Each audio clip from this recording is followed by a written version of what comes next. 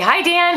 Hi Lisbeth. You started about 4 months ago, and when you started you weighed about how much? About 330. About 330 pounds, okay. And now you're down to? 247. 247, that's fantastic. Yeah. So that's almost 80 pounds. Yeah, that's great. March, or... Yeah. Tell me what you do. What time you usually get home, and you can talk a little bit about the class and what that's been like. Okay, so I drive a truck for a living. I drive for Safeway.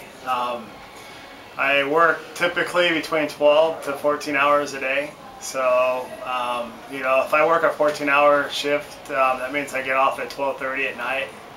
So the morning classes, you know, it's tough sometimes. Yeah, it's the class that just draws me back. It's the people that are in my class, and you just feel like you need to be there. Like you're accountable to the people that are in your class with you, and like you're a part of a group. You're a part of something that's really cool because you're watching people change, and you know, it's just a lot of excitement, and just enjoy it.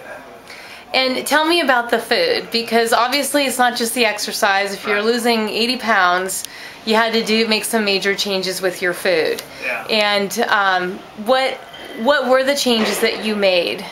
So the first two biggest changes that I made was the dairy products and the breads. At first I was really not sure if I could do it or not, because I used to drink a lot of milk, and I ate a lot of cereal, and I ate a lot of bread, and just with the one time that you came over and was cooking for us, and you showed us different ways and it was really kind of interesting how the lettuces and you know, all the fresh stuff actually tasted so much better than what you do with the breads and stuff. So those were the first two major changes that I did.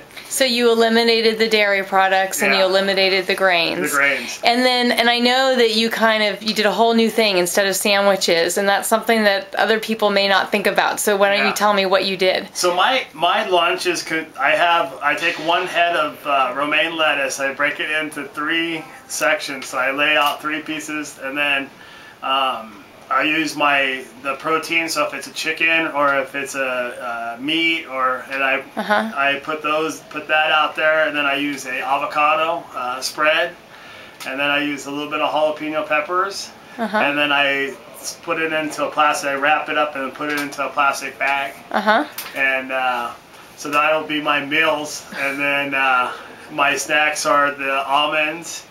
I'll usually take beef jerky, or I'll do a turkey burger, or a black bean burger, and green apples. And that's usually what my lunch consists of, and breaks, but it lasts me for my whole day. So.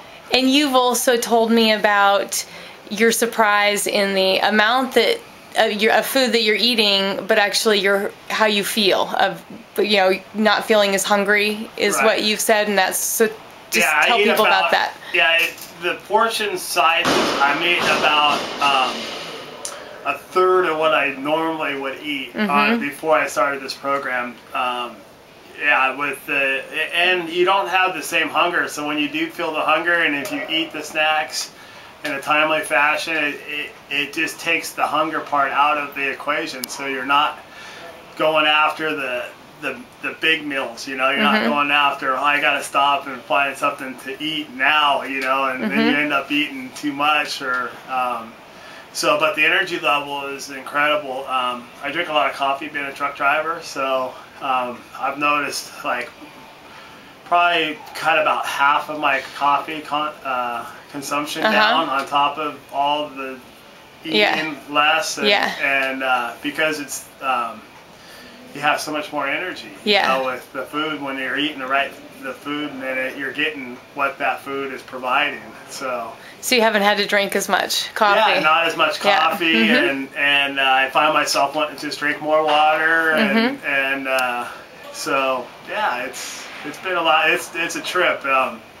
It's been a journey, and it's fun. You know, it's like, it's exciting to go, you know, down the path that we're on.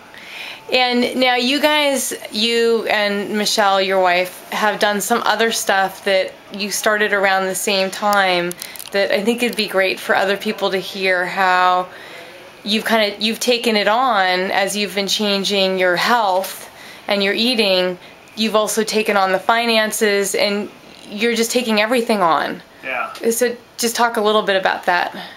Yeah, so about the same time that we started a financial class, and it goes hand in hand with the working out, because it shows us the discipline of if you make some of the choices that you need to make, it makes everything easier. I mean, there's like a reason behind making that decision, you know, it's just, yeah, everything that we're studying in the finances is just rolling back over into our workouts, because it's like, yeah, there's a reason that you have to get up in the morning and do a discipline, you know. It's you're not going to get it easy. It's not going to come from a pill. It's not going to come from a lottery ticket. It's about doing these little baby steps and taking one step at a time, and not worrying about the big steps. Just take a little one and just be, you know, be diligent in that small step, and it's reaping rewards, you know. That's really bountiful. Cool. Yeah, it's great. Yeah. So do you feel like your life is significantly different now than it was at the beginning of this new year? I really honestly feel like I have a whole new lease on life. I really feel that everything makes more sense. You know, you go through life, for me, since, you know, playing football in high school and college, to, you know, just working every day, just trying to pound out everything, and now it's just starting to make sense. And it's like what we do will affect our kids, you know. And it's like, if we can make these decisions, our kids are just sitting there eating all this up because they're seeing mom and dad getting up in the morning, you know, working out, eating right. You know, my 12-year-old, he goes, I want more energy at school. I want to pack almonds, beef jerky, and green apples. And he takes that for his lunch. And so it's like just what we're doing is affecting the next generation that's coming up. So I think it could change the world. I mean, I think it's one baby step at a time, and being disciplined in the small steps. And what would you say to somebody who has they've been wanting to make a change, they work long hours though, they've got 4 kids, they don't know how to fit it into their schedule, they don't know how to fit it into their finances, but they feel overwhelmed, they know they have to do something. What would you tell them? I would say that, you know, especially for the ones with the kids, is that, I mean, it's to the point where, you know, I want to be around to watch my grandchildren. I want to be part of their lives longer. I mean, I lost my dad when he was 64 to cancer, and I mean, diabetes runs in our family.